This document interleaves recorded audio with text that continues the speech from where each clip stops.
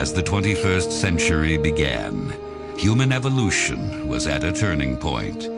Natural selection, the process by which the strongest, the smartest, the fastest reproduced in greater numbers than the rest, a process which had once favored the noblest traits of man, now began to favor different traits. Most science fiction of the day predicted a future that was more civilized and more intelligent. But as time went on, things seemed to be heading in the opposite direction, a dumbing down. How did this happen? Evolution does not necessarily reward intelligence. With no natural predators to thin the herd, it began to simply reward those who reproduced the most and left the intelligent to become an endangered species. Having kids is such an important decision. We're just waiting for the right time. It's not something you want to rush into, obviously. No way. Oh shit, I'm pregnant again! I got too many damn kids. Thought you was on the pill or some shit. Hell no! Must have been thinking of Brittany. Brittany? No, you didn't. What? There's no way we could have a child now. Not with the market the way it is, no. God, no. That just wouldn't make any sense. Come on over here, bitch! He don't care about you! Yeah, well, there must be something he likes over here. I mean nothing to me, baby. Oh, shit. It wasn't me. It wasn't me. Well, we finally decided to have children, and I'm not pointing fingers, but it's not going well. And this is helping. I'm just saying that before I have in vitro, maybe you should be willing to... It's always me, right? Well, it's not my sperm count. Yeah! I'm gonna on you! That's my boy!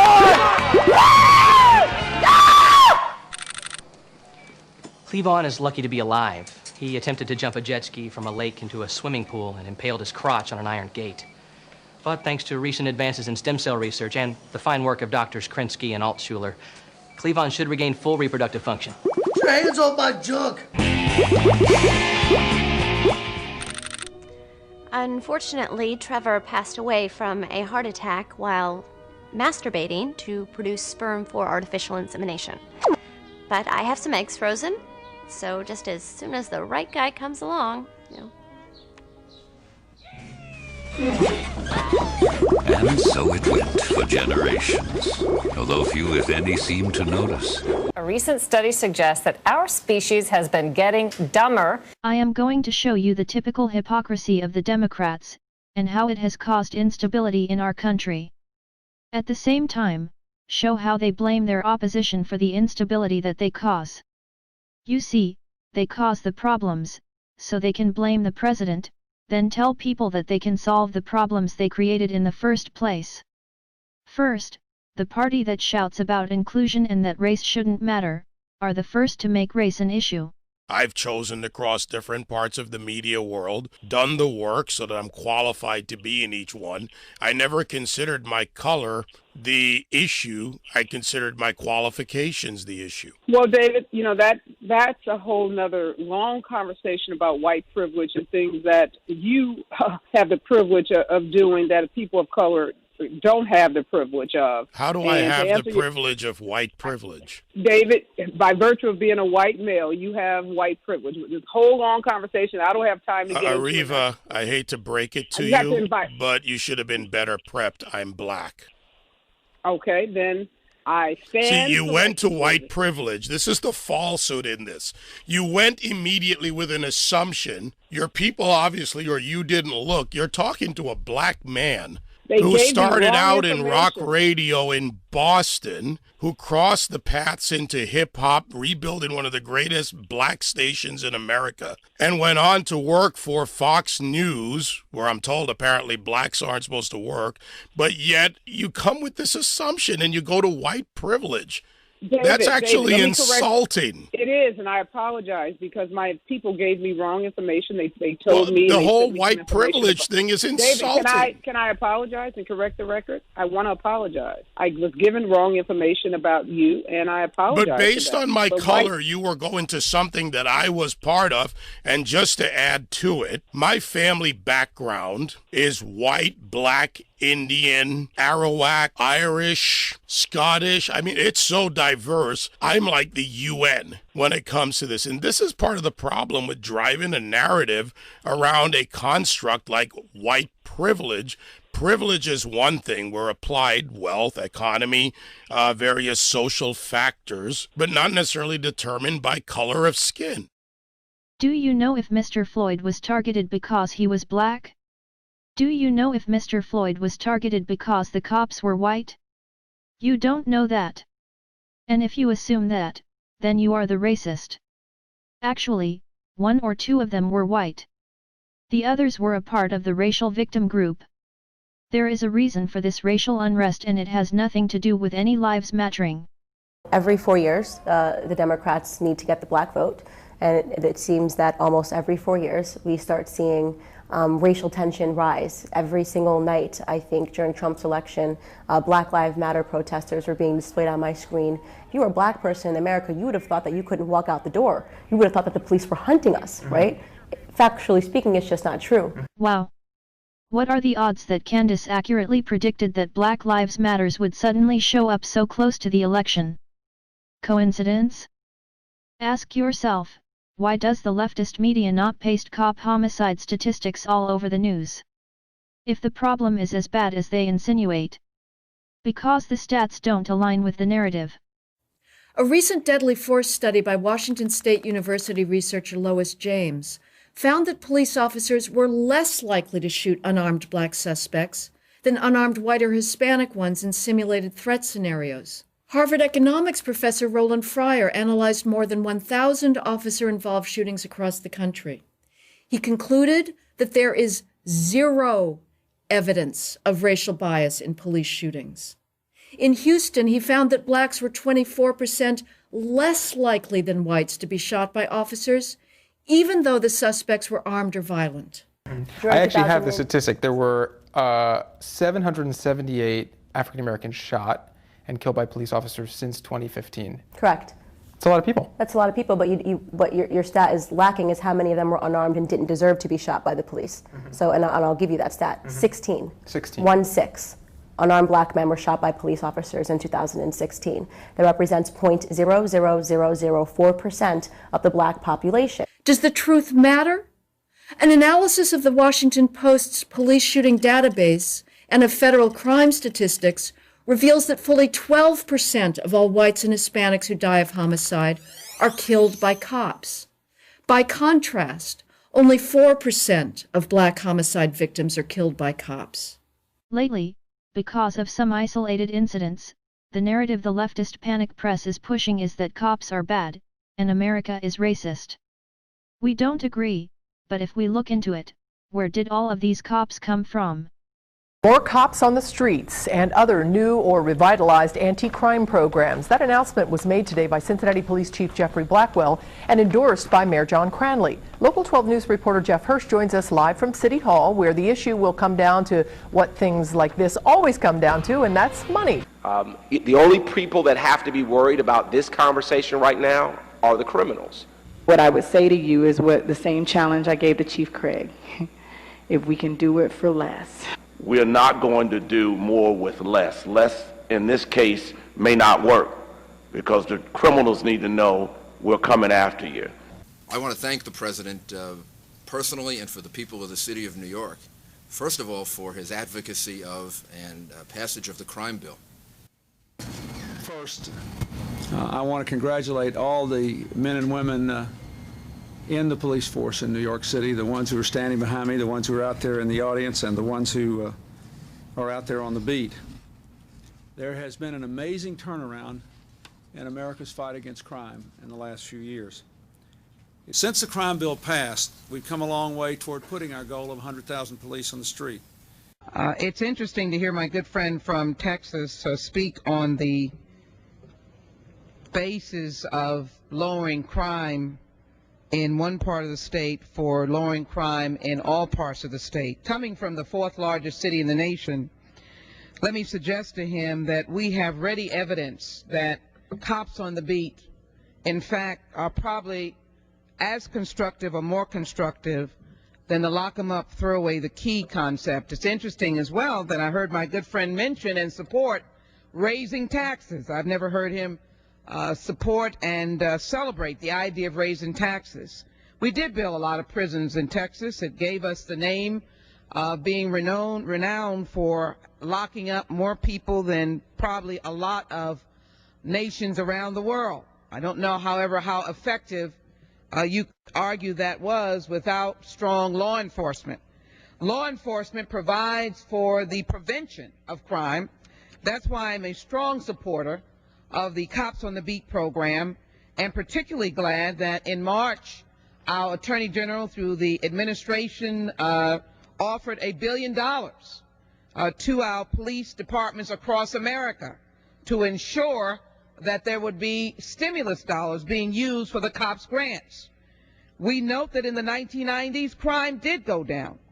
And whatever the GAO study says that is confusing, it is clear that in 1998 and 2000, the hiring grants were responsible for reducing crimes by about 200,000 to 250,000 crimes, 1/3 of which are violent. Mr. Speaker, in the backdrop of the loss of lives of several of our law enforcement officers from California to the East Coast, this is no time to bash police. This is a time to join in and support small departments, large departments, medium-sized departments. 201 are supporting the idea of the cops reauthorization. In the 18th Congressional District, some $56,857,000 in grants were awarded. 875 additional police officers and sheriff's deputies were welcomed into the 18th Congressional District. 10 local and state law enforcement agencies in our Congressional District were beneficial of these. We have constables and sheriffs and police departments. $2 million was added to provide for 19 school resource officers, and $9 million was awarded for crime-fighting technologies. Mr. Speaker, the cops reauthorization bill is the right way to go. We cannot have a criminal justice system that does not have preventative law enforcement. That's what we get with the cops program, and I rise to support it. I yield back my time. Here is another example of the Democrats' hypocrisy. The hypocrisy that the president points out, but is accused of blaming. The southern border issue. This has been on our minds for quite a while. Just ask Bill Clinton. All Americans, not only in the states most heavily affected, but in every place in this country, are rightly disturbed by the large numbers of illegal aliens entering our country. The jobs they hold might otherwise be held by citizens or legal immigrants. The public service they use impose burdens on our taxpayers. That's why our administration has moved aggressively to secure our borders more, by hiring a record number of new border guards, by deporting twice as many criminal aliens as ever before, by cracking down on illegal hiring, by barring welfare benefits to illegal aliens. In the budget I will present to you, we will try to do more to speed the deportation of illegal aliens who are arrested for crimes, to better identify illegal aliens in the workplace as recommended by the commission headed by former Congresswoman Barbara Jordan. We are a nation of immigrants, but we are also a nation of laws. It is wrong and ultimately self-defeating for a nation of immigrants to permit the kind of abuse of our immigration laws we have seen in recent years, and we must do more to stop it.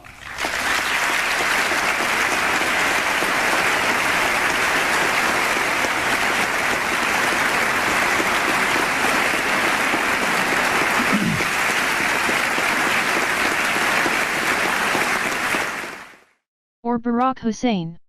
First, we'll build on our progress at the border with additional resources for our law enforcement personnel so that they can stem the flow of illegal crossings and speed the return of those who do cross over. Second, I'll make it easier and faster for high-skilled immigrants, graduates, and entrepreneurs to stay and contribute to our economy, as so many business leaders have proposed. Third, we'll take steps to deal responsibly with the millions of undocumented immigrants who already live in our country. I want to say more about this third issue because it generates the most passion and controversy. Even as we are a nation of immigrants, we're also a nation of laws. Undocumented workers broke our immigration laws, and I believe that they must be held accountable, especially those who may be dangerous. That's why over the past 6 years, deportations of criminals are up 80%. And that's why we're going to keep focusing enforcement resources on actual threats to our security. Felons, criminals, gang members. Strengthen our borders. It would level the playing field by holding employers accountable if they knowingly hire undocumented workers. It would modernize our legal immigration system so that we eliminate the backlog of family visas and make it easier to attract highly skilled entrepreneurs from beyond our borders. It would make sure that everybody plays by the same rules by providing a pathway to earn citizenship for those who are living in the shadows. A path that includes passing a background check and learning English and paying taxes and a penalty and getting in line behind it, everyone trying to come here the right way. Why didn't the Democrats call him racist for even suggesting any of that? Won't you at least consider unilaterally freezing deportations for the parents of deferred action kids? Yeah. Here's the problem that I have, Jose, and I've said this consistently. My job in the executive branch is supposed to be to carry out the laws that are passed. Congress has said, here's the law when it comes to those who are undocumented, and they allocate a whole bunch of money for enforcement. And what I have been able to do is to make a legal argument that I think is absolutely right, which is that given the resources we have, we can't do everything that Congress has asked us to do. What we can do is then carve out the DREAM Act folks, saying young people who have basically grown up here are Americans that we should welcome. We're not going to have them operate under a cloud, under a shadow. But if we start broadening that, then essentially I would be ignoring the law in a way that I think would be very difficult to defend legally. So that's not an option. But when Trump enforces those same laws like Obama did, he is called all sorts of bad things. Let's look at more hypocrisy, double standards, and flat-out lies. The president referred to the coronavirus as a, quote, foreign virus. That I think was interesting because as I was talking to sources earlier this evening, one of the points that the president wanted to make tonight, wanted to get across to Americans, is that this virus did not start here, but that they're dealing with it. Now, why the president would go as far as to describe it as a foreign virus, that is something we'll also be asking questions about. At least 6 people have died from the Wuhan coronavirus. The Wuhan coronavirus has now surpassed the 2003 SARS outbreak in the number of lives it's claimed. Having to deal with it, the total number of deaths from the Wuhan coronavirus, it's now surpassed the SARS outbreak. There are now 11 confirmed cases of the Wuhan coronavirus. New information about how the Wuhan coronavirus is spread. Okay, why do you keep calling this the Chinese virus? There are reports of dozens of incidents of bias against Chinese Americans in this country. Can we see those reports of bias? Did they call the police to report bias? That they are furious with the Chinese government. That's because, just as you said, John, they are now claiming that potentially the U.S. military could be to blame for the Wuhan virus, which originated, as we know, in Wuhan, China. China certainly feels that is what is happening now with people calling it the Wuhan flu or the Wuhan virus or the China virus. This is a virus that came from the territory of China, but came from bats. This is a bat virus, not a China virus. It doesn't speak Chinese. It doesn't target Chinese people.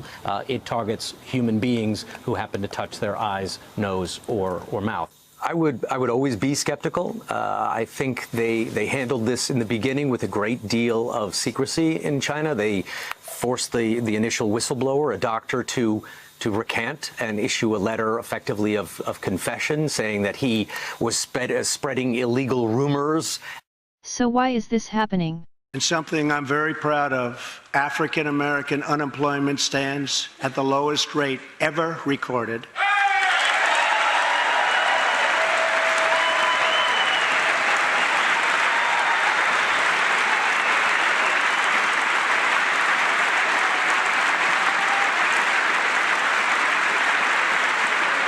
Black people have been failed by Democratic policies and are being brainwashed by the media and by movements like Black Lives Matter. The unemployment rate among vets is down to its lowest rate in years. Unemployment among women has reached the lowest level as of today in 65 years. People are going back to work, and that's really the whole story. That has been the story. We have the lowest unemployment rate in over 3 decades. I said you could win over people if you act like a politician. He says, I'm not a politician.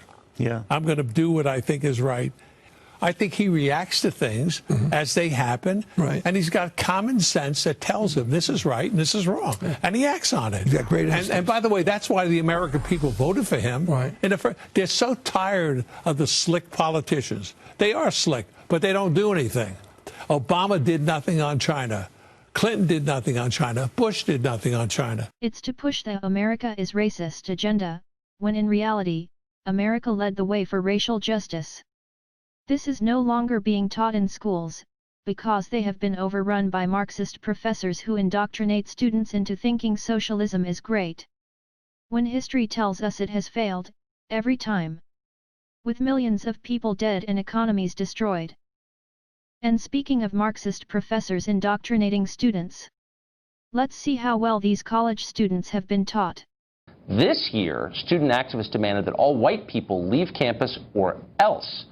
We have gotten so dumbed down by leftist education and progressive thinkers, that we actually don't see the racism in this. But they force it onto you when there is no evidence. Like with the Floyd incident. I have some concern that the story is so strange that it's not even going to make sense to an audience that isn't local to the campus. Dr. Bridges is allowing this mob to effectively control the campus, and they have been in control since 9:30 on Tuesday morning. At this moment, I believe Dr. Bridges is answering a set of demands put forward by the protesters, and they have said that if he does not accept their demands, that there will be violence. I do not know what his response to those demands is going to be, but I know that that's taking place at this hour.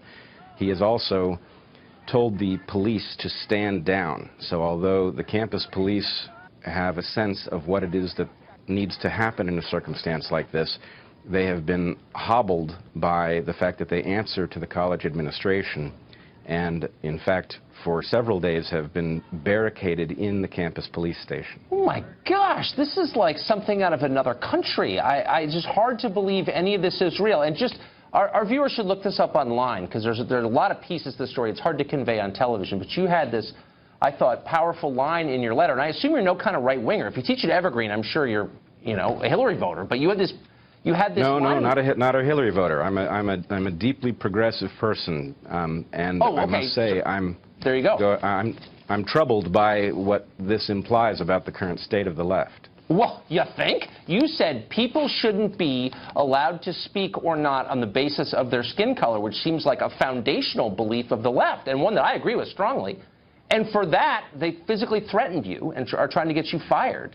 It was a 2-hour discussion, and what we were talking about in various parts was about globalism and nationalism. And the woman who had asked me a question basically said, nationalism is now viewed as a very dirty word. How do us patriots sort of reclaim that word? And what I was responding to her is that the reason why it's considered a dirty word is because it's wrongly conflated with Hitler, when Hitler was not, in fact, a nationalist. Basically just saying that Hitler was by no means a nationalist. He wasn't focused on just Germany. He was killing the German people. He was a homicidal maniac. So what Ted Lieu did was an incredibly dirty trick, and in my opinion, it undermines not only the American people, but especially Black Americans. That entire hearing was about how there's a looming threat in Black America. Right, and you made that point about how you thought that he thought that Black Americans weren't smart enough to find the full context, and the Chairman Nadler didn't even know what you said. I don't even think he was paying attention. It is bizarre now. It's one thing when they try to do this to white people and try to paint them as white nationalists. I am a Black female, okay? It is very bizarre to try to paint me as someone who would support Hitler, right? So, and I agree with you, and now I'll never, because they're out to get me all the time, I'll be very careful in how I describe things. But it does also showcase to black Americans how desperate the left has become, how desperate Democrats have become when they're trying to smear and libel a black American woman as someone that would ever support a homicidal maniac that murdered 6 million Jews. So in that way, it kind of helps get out what I'm trying to teach them, which is that Democrats use racism, sexism, and anti-Semitism as themes to simply go after their political opponents. They do not care about any of us.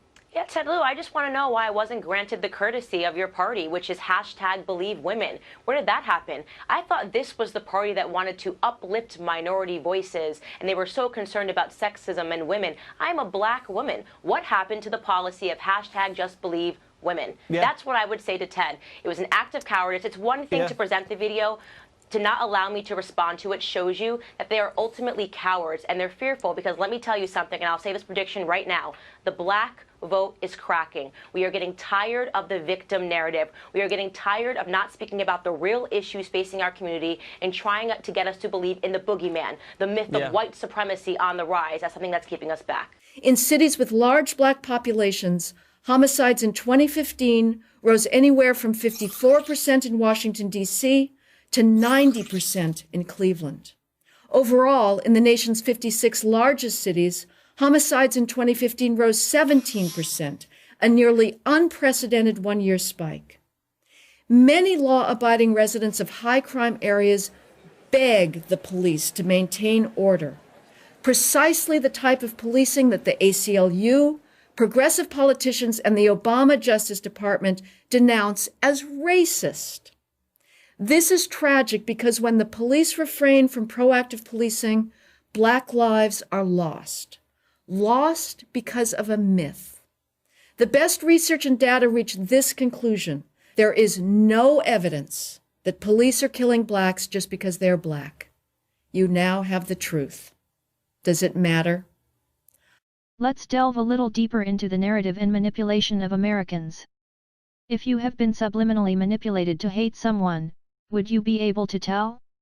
Biased search results can easily produce shifts in the opinions and voting preferences of undecided voters by up to 80% in some demographic groups because people blindly trust high-ranking search results over lower ones.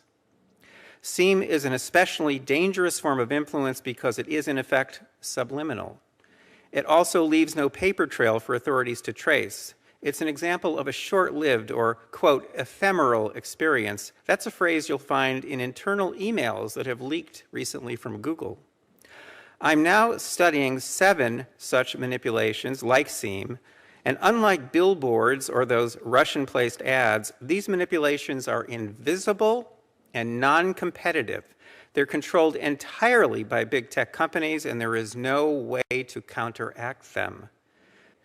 To let big tech get away with subliminal manipulation on this scale would be to make the free and fair election meaningless.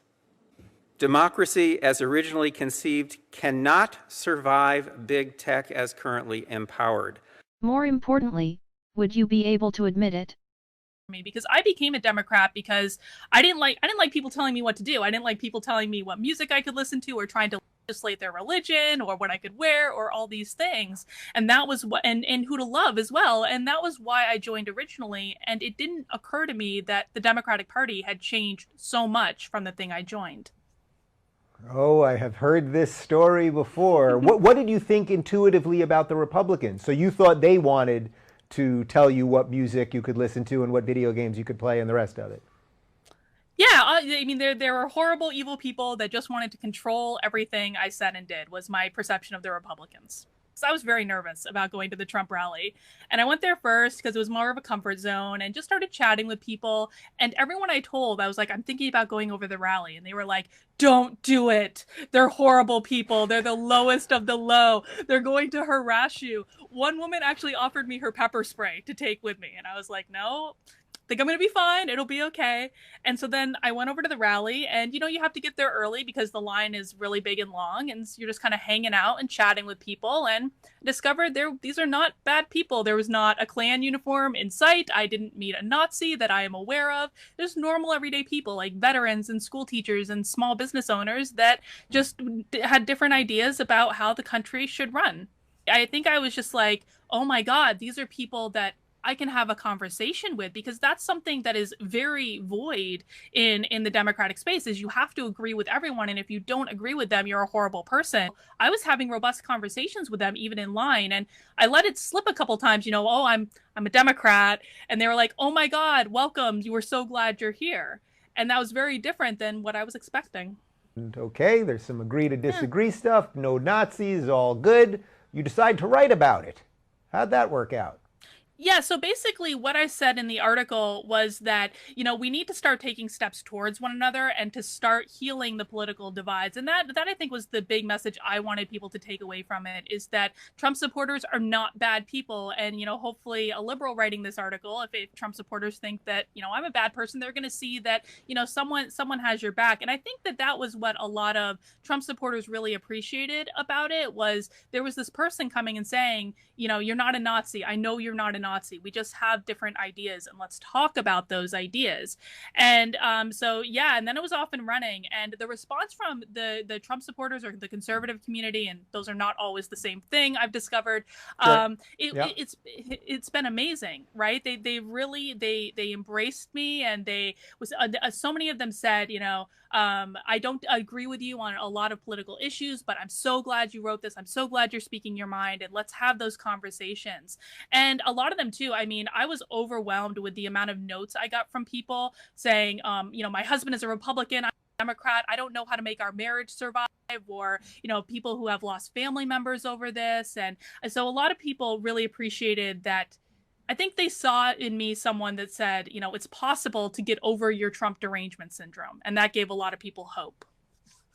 Yeah. And then, you find yourself on the other side of this. And then suddenly all the people that you might have thought were bad guys are being nice to you and agreeing to disagree and the rest of it. There's a moment there where you have to kind of be like, oh, was I really wrong? You have to do a little self-reflection, right?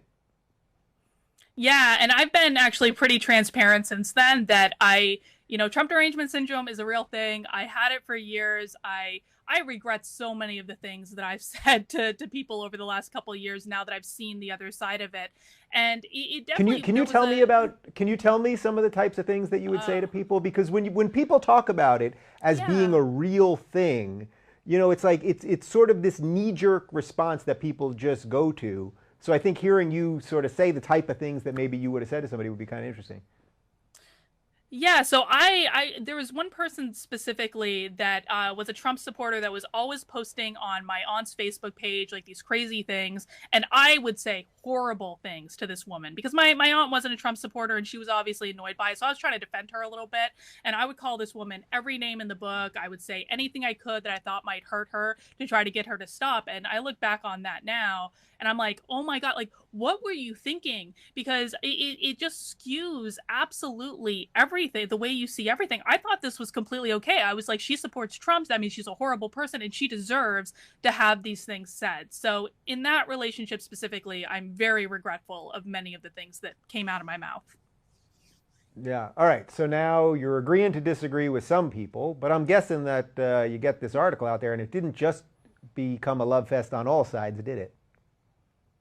No, it did not become a love fest on all sides. And there was definitely, I mean, all the blowback that you typically hear from the left, I definitely was on the receiving end of that blowback. I have gotten more hate mail in the past 2 months than I ever thought I would get to experience in my lifetime. It's been super fun. But I mean, the hate mail, like whatever, the overwhelming love from the conservative community has kind of balanced out the hate mail. But the thing that really has been impactful in my life is that I lost clients over this, clients that I have served well, clients that they would even say when they emailed me, you know, you've always been great for our team. They've always loved you, but we can't work together anymore.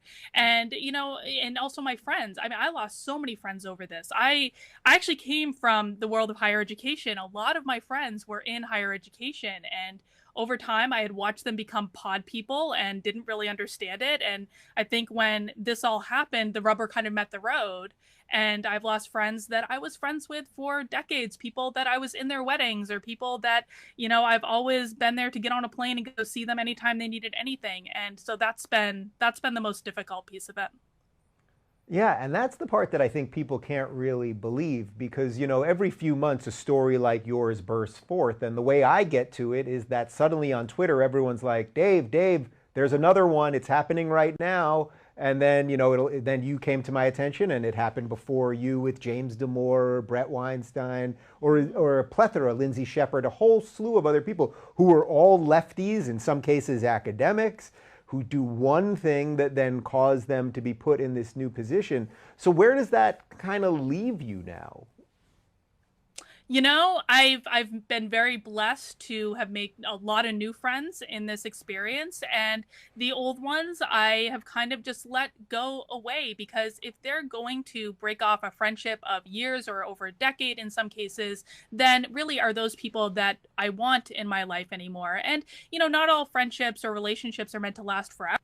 Maybe you can appreciate the things that were good, but the thing of it is a lot of them too, they didn't even say anything to me. It was just like one day they stopped talking to me, and one day I noticed they unfriended me on Facebook, and so if they want to go over something so silly, then fine. Yeah. What about the ones that did talk to you, though? Because I had similar things. I mean, I had at least one friend who was invited to my wedding that, told me I was a racist, and that was it, even though she couldn't point to anything racist I said, but it was enough to just say it, that it's self-evident, you know what I mean?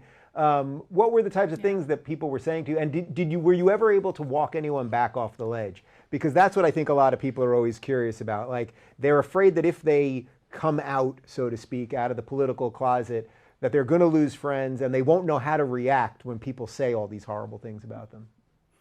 Yeah. So I'll start with the good news. Is the good news is that there were people that maybe they were never like the uber lefties that stuck around, and I was able to have conversations with them. And I actually just had one earlier today with someone who was just asking my opinion on the federal judges that Trump appointed and all that. And we had a good conversation. It was a good dialogue. And so there is hope that some of your friends will stick around.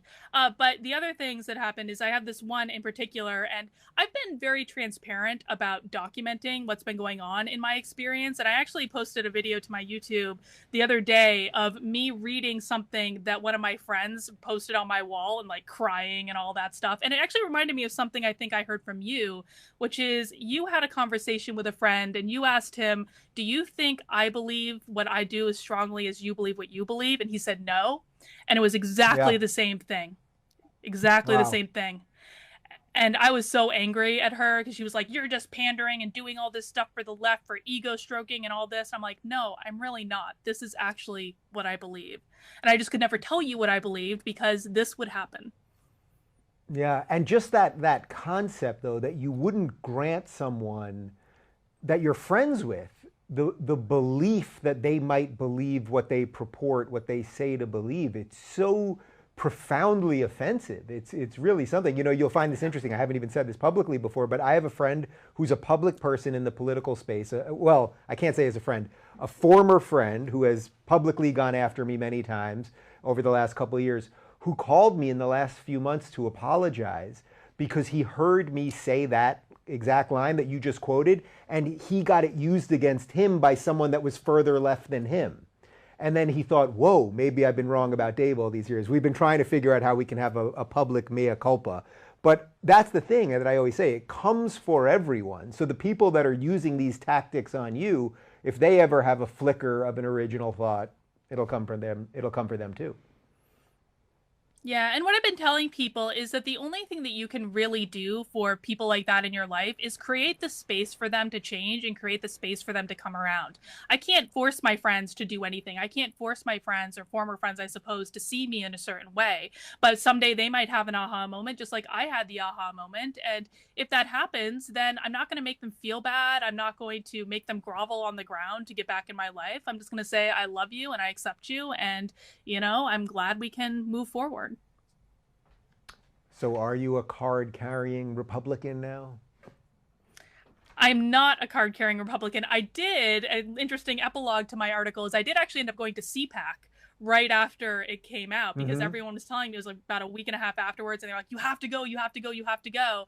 And I had a really great experience at CPAC, actually. Again, like liberty-loving people, and I'm a fan of that. I deregistered from the Democratic Party a couple days after my article came out. I became an independent. I was very excited to do that.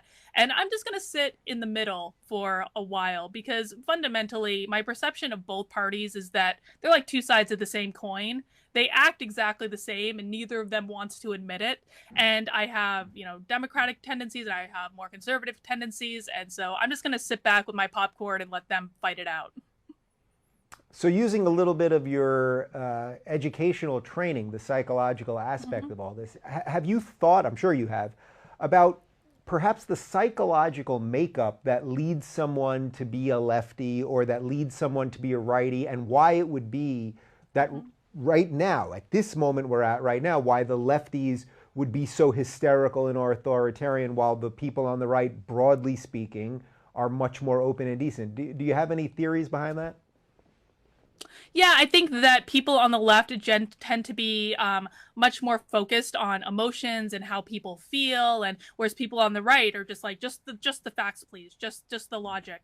And I think that plays into a huge role. And I think a lot of people on the left with their crazy hysteria, I think for most of them, it comes from actually a good place of wanting to make the world better and for people to be accepted for exactly who they are. And they don't realize that the folks on the right are already much more open than they have probably ever been to people who look differently or speak differently or think differently or live differently. And they don't realize that shift has taken place. And so they're doubling down on the left because they think it's the only way to create this more fair, just world. Yeah. Do you think the biggest fear for the people that were trying to destroy you and make sure that you couldn't maintain business relationships and the rest is that partly what it is, I think at least, is that their ideas have become so thin that they fear that if they let you walk, if they let me walk, if they let any of this endless amount of people walk, that everyone will walk. And when I now go to events, or most of the public speaking that I do, which is I'm only invited by conservatives and libertarians really, and I tell them what my differences are and it's all good, I see a truly diverse group of people.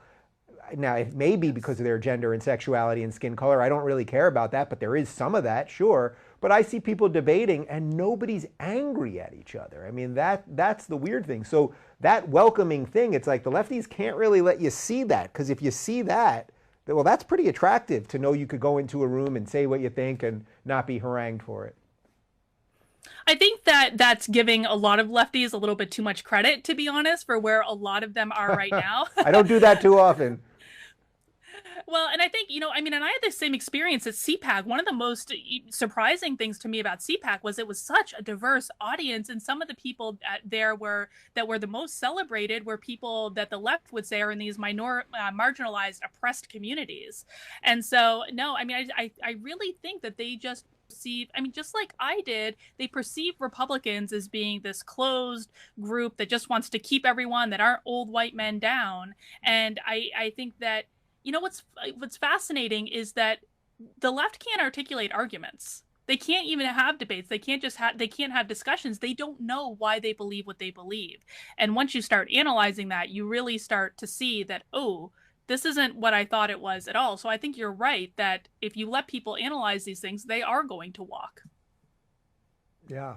So has business all worked itself out and you're doing okay, not under threat? And where is the knitting community at the moment? I mean, was this the Gamergate of knitting? Did it blow apart the entire thing? Well, what's funny is that this is actually still going on in the knitting community. So there's actually, this just happened this week, where there is a yarn store in New Zealand that actually creates some of Sockmatician's yarn, who we talked about earlier, who had the nervous breakdown. And they've gotten actually special permission from the government to stay open during this, to continue to supply people, because a lot of people use knitting for mental health purposes. And so what's happened is the SJWs are now mobbing them and trying to get them shut down. And they've actually called the police on them, and now they're trying to get their government permission rescinded. And so this is still going on. But I think what's unique about the knitting world is that a lot of us are now pushing back. And it actually really started with, when my article got so much attention and they had this giant spotlight on them, so many new people started speaking up and started posting videos to say, this is not okay. I am not okay with